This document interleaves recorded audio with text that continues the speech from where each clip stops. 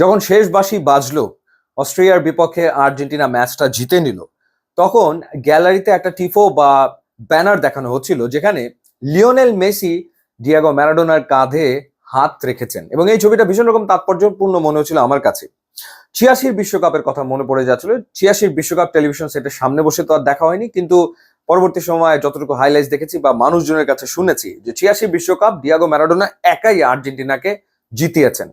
2026 বিশ্বকাপেও ঠিক সেই একই ঘটনাই কি ঘটছে না? প্রথম ম্যাচে আলজেরিয়ার বিপক্ষে লিওনেল মেসি একাই খেললেন, একাই আর্জেন্টিনাকে জেতালেন, এবং দ্বিতীয় ম্যাচেও একই ঘটনাই ঘটলো। অস্ট্রিয়ার বিপক্ষে লিওনেল মেসি একাই খেললেন এবং একাই আর্জেন্টিনাকে জেতালেন। আর্জেন্টিনার ফ্যানদের জন্য ব্যাপারটা একদিক থেকে স্বস্তির যে এই বয়সেও, 39 বছর বয়সেও লিওনেল মেসি সুপার ফর্মে রয়েছেন, মনে হচ্ছে ক্যারিয়ারের সেরা সময় তিনি রয়েছেন। আবার মনে খানিকটা খচখচানি রয়েছে, কারণ ওভারঅল টিমের যে পারফরমেন্সটা করার কথা সেটা হয়তো আর্জেন্টিনা করতে পারছে না।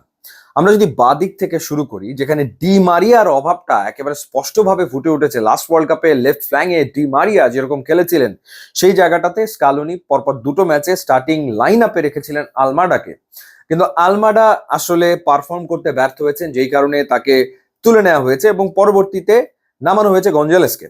গঞ্জালেস নামার পর একটা গোলের সুযোগ তিনি পেয়েছিলেন। একটা কর্নারে তিনি যে হেডটা নিয়েছিলেন সেটা সাইড পোস্ট ঘেসে বেরিয়ে যায়।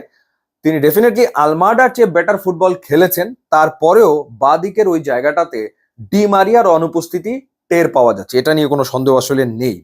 এবার আসা যাক এনজো ফার্নান্দেস কিংবা ম্যাক অ্যালিস্টার প্রসঙ্গে। এনজো ফার্নান্দেস লাস্ট ওয়ার্ল্ড কাপে দুর্দান্ত ফুটবল খেলেছেন, কিন্তু এই ওয়ার্ল্ড কাপে পরপর দুটো ম্যাচে আলজেরিয়া এবং অস্ট্রিয়ার এগেনস্টে দেখা গেছে যে ডিফেন্সেই তাকে বেশি কন্ট্রিবিউট আসলে করতে হচ্ছে, নিচে নেমে আসতে হচ্ছে, বল রিকভার করতে হচ্ছে। সেই কাজটা ম্যাক অ্যালিস্টার এবং এনজো ফার্নান্দেস দুজনই করছেন।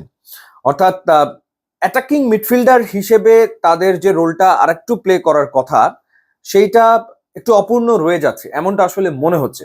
এর কারণ হচ্ছে ডিফেন্সে আর্জেন্টিনার যে ব্যাক লাইন, সেখানে ক্রিস্টিয়ানো রোমেরো বা লিজেন্দ্রো মার্টিনেস, তারা আসলে ফুললি ফিট কিনা সেই সংশয় তো থাকছে, এবং ক্রিস্টিয়ানো রোমেরোকে তুলেই নিতে হলো, তাকে তুলে নিতে হয়েছে, পরবর্তীতে ওটা মেন্ডিকে নামাতে হয়েছে। একটা ভালো দিক যে মেদিনা, যিনি পরপর দুটো ম্যাচ খেললেন লেফট ব্যাক হিসেবে, তিনি অসম্ভব ভালো ফুটবল খেলেছেন, কোনো সন্দেহের ব্যাপারে নেই। রাইট ব্যাক হিসেবে মলিনা খেলেছেন, মন্টিয়ালো ইঞ্জুরিতে পড়ে গেছে, সো মলিনা ভালো খেলেছেন, কোনো সন্দেহের ব্যাপারে নেই। সো ডিফেন্সকে হেল্প করতে হচ্ছে, কন্ট্রিবিউট করতে হচ্ছে, এবং সেই কাজটা এনজো ফার্নান্দেস, ম্যাক অ্যালিস্টার তারা করছেন, ডিপলও করছেন। এবং ডিপল করতে গিয়ে হয়তো তিনি টায়ার্ড হয়ে যাচ্ছেন, এবং সেই কারণে একটা সময় ডিপলকেও তুলে নেওয়া হয়েছে, যেখানে পারদেসকে নামানো হয়েছে। লাস্ট ওয়ার্ল্ড কাপে আমরা আলভারেসকে অ্যামেজিং পারফর্ম করতে দেখেছি, সুপার পারফর্ম করেছিলেন তিনি, আর্জেন্টিনার ওয়ার্ল্ড কাপ জয়ের ক্ষেত্রে তার বিরাট ভূমিকা, কিন্তু এখনো এই ওয়ার্ল্ড কাপে আলভারেস জ্বলে উঠতে পারেনি। বা লাউতারো মার্টিনেস, যিনি একটা দুর্দান্ত সিজন শেষ করে ওয়ার্ল্ড কাপে এসছেন, হাই এক্সপেকটেশন লাউতারো মার্টিনেজের কাছে। তিনি আজকে একটা পেনাল্টি আদায় করেছিলেন ঠিকই, কিন্তু এটা ছাড়া ওভারঅল ম্যাচে লাউতারো মার্টিনেজের আর তেমন উল্লেখযোগ্য কোনো মুভ ছিল না, বরং তিনিও মাঝে মাঝে ডিফেন্সে নেমে এসে ডিফেন্সে হেল্প করার চেষ্টা করেছেন। সো এই যে আলভারেজ বা লাউতারো মার্টিনেজ, তাদের রিদমে ফেরাটা খুব জরুরি। স্কালোনিকে তার লেফট ফ্ল্যাং এর ব্যাপারে কোনো না কোনো ডিসিশনে যেতেই হবে। নেক্সট ম্যাচে আমার মনে হয় যে স্টার্টিং লাইন আপে হয়তো গঞ্জালেসকেই তিনি রাখবেন, আলমাডাকে না রেখে, হয়তো, অথবা অন্য কোনো প্ল্যান তিনি করতে পারেন।